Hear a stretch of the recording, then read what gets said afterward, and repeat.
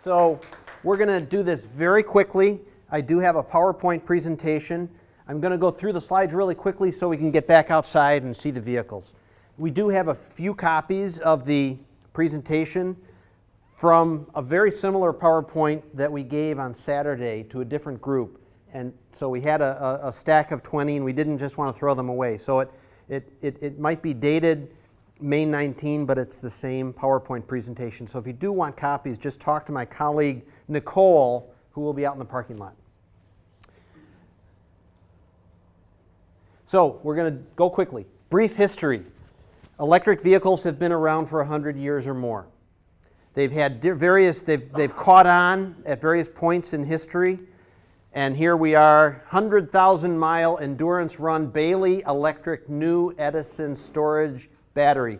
And I think that gentleman is Thomas Edison. Now, fast forward to today. Increasing consumer demand.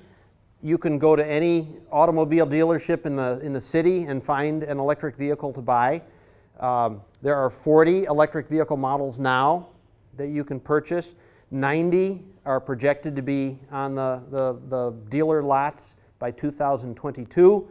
And all major auto manufacturers are now involved in electric vehicles. What are the benefits? There are 4. And I learned the 4th one on Saturday from a gentleman who's here with us. Reduced gasoline use. That's important. Lower fuel costs. Apples to apples to push a vehicle down the road using an internal combustion engine. If you push that same vehicle down the road using electricity, it costs you about half as much. That's just a very rough apples to apples. And of course, reduced air emissions. You can offset your electricity emissions by buying green power, the solar power, the wind power that Ross talked about earlier. And then the last benefit, they're fun to drive. You can talk to the drivers when we get out to the parking lot about that. There are 2 basic types, plug-in hybrid and plug-in all-electric. When you think of the plug-in hybrid, just think of an internal combustion engine car, the regular cars you see on the road, and add to it a big battery and a big motor. And that makes it a hybrid, a plug-in hybrid. Meaning plug-in, meaning you when you get home at night, park it in the garage, you plug it in, and that's how you fuel your vehicle. The other major type, plug-in all-electric. So that would be no gas tank, no internal combustion, just a big battery and a big motor, or 2 motors in some cases. And there'll be out on the information table, if you want to take a look at what vehicles are out there, I'd suggest you pick up a copy of this EPRI guide. And it's pretty nifty because it lists and has a little picture profile of every electric vehicle out there. And this is a nice piece of information there. Where do you charge? So say you buy your electric vehicle or you buy your hybrid, where do you charge it? Well, you're going to charge it at home, at work, or where you shop. And if you charge it at home, that's where most people do their electric vehicle charging. They charge it at home, at night, in their garage. That's what we've learned. MG&E does have a program we offer if you're interested in learning more about that, the Charge at Home program. We'll come and install a residential charge point charging station in your garage and do all the electric work, and then you'll see a $20 charge on your electric bill for about 5 years. At work, employers around Madison and Dane County are starting to realize that their employees are bringing electric vehicles to work. And so they're offering them to retain and attract good talent. They're offering workplace charging, and MG&E helps them do that. And then where you shop, you'll find that a lot of grocery stores, Willie Street Cooperative on Willie, out in Middleton, Festival Foods on East Washington, Hy-Vee, both east and west and so on. They have charging stations right out front. So a little bit more on the Charge at Home program. No upfront installation fees. We'll do all the work. And again, it's a $20 fee on your monthly electric bill for 5 years. Public charging stations. MG&E is on the ChargePoint system.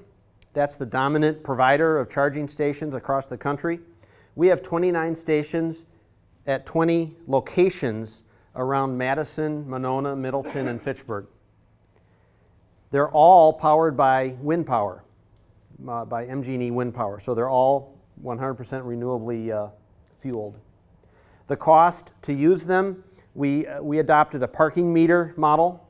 It's $2 an hour to use the level 2 stations. That's the 240 volt stations. $5 an hour to use the fast charger. That's the 400 volt, really fast charger. And if you join the MG&E study, if you find you're using these MG&E public charging stations a lot, I would encourage you to join the MG&E EV study, and you'll get a 50% discount when you use those public charging stations. I've already talked about this a little bit. There are 3 basic types of EV charging stations. Level 1 is your standard 120 volt plug in your garage. And if you have, for example, a hybrid with a relatively small battery and you don't use your car all that often, that's fine. You could probably do well with a level 1 plug, just using that 120 volt plug. If you have an all-electric, you should probably consider a level 2, which is a 240 volt charging station. And then the level 3, the fast chargers I've mentioned, those are the 400 volt fast chargers. There are about 5 in Dane County, I believe, and MG&E owns 2 of them. We have one downtown at our downtown office and one on by the Kelly's Market Mobile on East Washington Avenue, and we're going to soon open one more on the west side. So Dave, when you say that MG&E has a program to install chargers in homes, those are level 2 chargers, correct? Yes. Okay. Yes. They take 20 amps or 30. In fact, we make them a 40, and they work with a 30. Discounts and incentives. Many people who are thinking about electric vehicles are wondering about this. There is a $7,500 federal tax credit for qualified plug-in EVs. And Nissan, for the second year in a row, Nissan is offering a fairly substantial discount on Nissan Leafs that we're helping promote. They're offering $3,000 off 2018 Nissan Leafs through the end of June. those credits are only for new vehicles? Correct. I'm going to do this slide very quickly. Current EV issues. There's a lot of research and development going on regarding battery storage, which is good, and it's paid off in spades. The cost of batteries has been coming down drastically, which makes all electric vehicles all that less expensive, which is great. And the electrification of the transportation sector is underway right now, and it will happen maybe in all of our lifetimes. And I'm talking electric trucks, forklifts, electric buses. We're working with Madison Metro to help them electrify their fleet, in-road wireless charging, and then of course autonomous vehicles.